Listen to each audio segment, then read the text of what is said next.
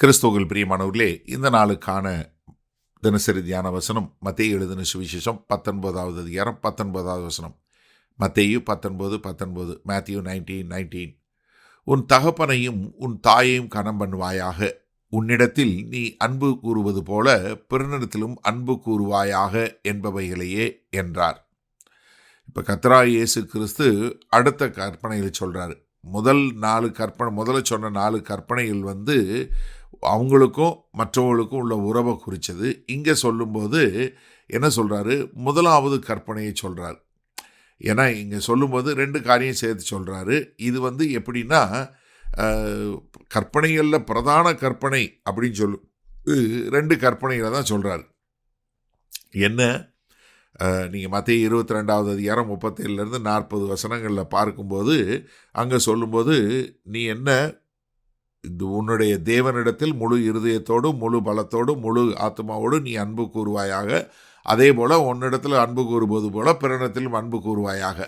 அப்போ இங்கே சொல்லும்போது 2வது கற்பனை என்ன, நீ உன்னிடத்தில் அன்பு கூறுவதில் பிறனிடத்திலும் அன்பு கூறுவாயாக அப்படின்னு சொல்லக்கூடியதாக. அப்போ 10 கற்பனையில் உள்ள முதலாவது கற்பனையும் 2வது கற்பனை லேவியராகவும் 19வது அதிகாரம் 18வது வசனம் சொல்லும்போதையா எல்லா கற்பனைகளும் இதில் அடங்கி இருக்கு என்று சொல்லக்கூடிய ஒரு காரியம். அப்போ இங்கே கர்த்தராகிய இயேசு கிறிஸ்து சொல்லும்போது எப்படி அன்பு செலுத்த வேண்டும், எப்படி கனப்படுத்த வேண்டும், எப்படி உறவுகளை இருக்க வேண்டும், இது ஒரு செக்லிஸ்ட் மாதிரி உட்காந்து எல்லாத்தையும் இதை செஞ்சுட்டேன் அதை செஞ்சுட்டேன் அப்படின்னு சொல்லக்கூடியதா. அப்போ என்ன, இங்கே இந்த கர்த்தருடைய இந்த பதில் ஒரு லீகலிசத்திலிருந்து ஒரு அன்புக்கு மாறக்கூடியதாக இருக்கிறது இல்லையா?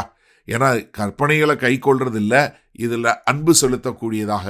அப்போ கர்த்தராகிய இயேசு கிறிஸ்து என்ன பண்ணுறாரு, இங்கே இந்த ஐஸ்வர்ய வாலிபனை ஒரு ஆயத்தப்படுத்துகிறாரு. ஏன்னா ஒரு முழுமையான வெளிப்படுத்தக்கூடியதாக. அதாவது நீதி என்பது வெளியரங்கமான கீழ்ப்படிதல் அல்ல, ஆனால் இருதயத்தில் அன்பு செலுத்தக்கூடிய ஒரு காரியம். ஏன்னா இந்த மனுஷன் என்ன நினைக்கிறான், எல்லாத்தையும் நான் கடைப்பிடிச்சிட்டேன் அப்படின்னு நினைக்கக்கூடிய மனுஷன்ட்ட என்ன சொல்கிறாரு, முதலாவது கற்பனையை சொல்கிறாரு. என்ன, நீ என்ன பண்ணு, நீ கர்த்தர் மேலே அன்பு செலுத்தணும். அடுத்து 5வது கற்பனை என்ன, உன் தாயையும் தகப்பனையும் கனம் பண்ணணும். எபேசியர் 6வது அதிகாரத்தில் இதுதான் முதலாவது கற்பனை வித்த வாக்குத்தத்தம். எப்படி, அதாவது கற்பனைகள்லேயே ஒரு வாக்குத்தத்தம் அடங்கிய கற்பனை என்ன, நீ உன் தாயையும் தகப்பனையும் கனம் பண்ணும்போது உனக்கு பூமியில் நீடித்த ஆயுள் இருக்கும். ஏன்னா யாத்திராகமம் 20:12 சொல்லும்போது உன் தாயையும் தகப்பனையும் கனம் பண்ணுவாயாக.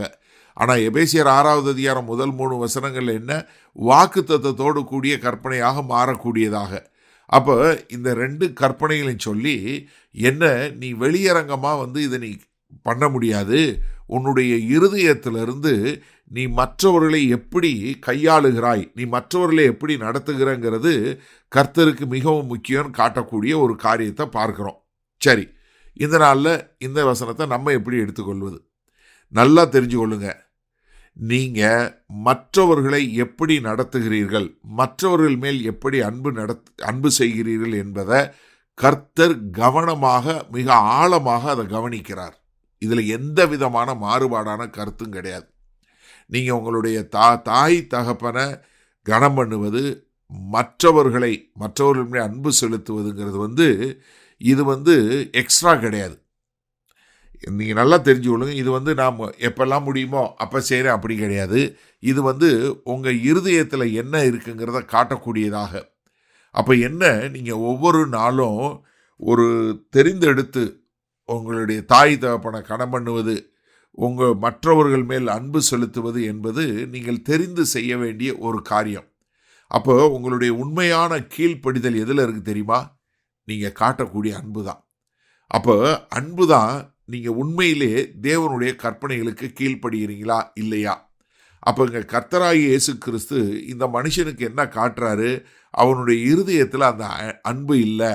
அவனுடைய கற்பனை செய்வதற்கும் அவனுடைய அன்புக்கும் பெரிய இடைவெளி இருக்கிறது என்பதை காட்டக்கூடியதாக. அப்போ அதாவது அன்பில்லாத கீழ்ப்படிதல் ஒரு வெறுமையான மத சடங்காச்சாரம். அப்போ எனக்கு அருமையான சகோதரனை சகோதரியே, இந்த நாளில் இந்த வசனத்தை கேட்டுட்டு இருக்கீங்க இல்லையா? உங்களுடைய கர்த்தருடைய அளவுகோலினுடைய கீழ்ப்படிதலுடைய அளவுகோல் எது தெரியுமா? அன்பு தான். அப்போ நீங்கள் தேவன் பேரில் எவ்வளவு அன்பாக இருக்கிறீங்க, மற்றவர்கள் மேலே எவ்வளவு அன்பாக இருக்கிறீங்கிறதா நீங்கள் கர்த்தருடைய கற்பனைகளுக்கு எந்த அளவுக்கு கீழ்ப்படுகிறீங்க என்று காட்டக்கூடியது.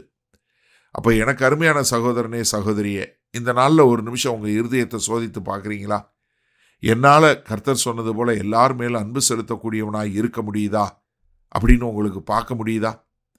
இல்லைன்னா நம்மளுடைய வாழ்க்கையை கர்த்தர்கிட்ட ஒப்பு கொடுப்போமா? வல்ல பிதாவே, இதோ அன்புதான் ஒரு எங்களுடைய கீழ்ப்படிதலின் உண்மையான அளவுகோல் என்பதை நாங்கள் புரிந்து கொண்டோம். அதனால் உம்மையும் ஆண்டவரே, காண்கிற அயலார் எல்லோரையும் அன்பு செலுத்தக்கூடிய தேவ அன்பு எங்கள் இருதயத்தில் ஊற்ற வேண்டுமாய் மீட்பெரும் இரட்சகருமாகிய இயேசு கிறிஸ்துவின் மூலம் ஜெபிக்கிறோம் வல்ல பிதாவே, ஆமேன். கர்த்தர் உங்களை ஆசீர்வதிப்பாராக. நாம் இன்று மாலை மண்ணால் சந்திப்போம்.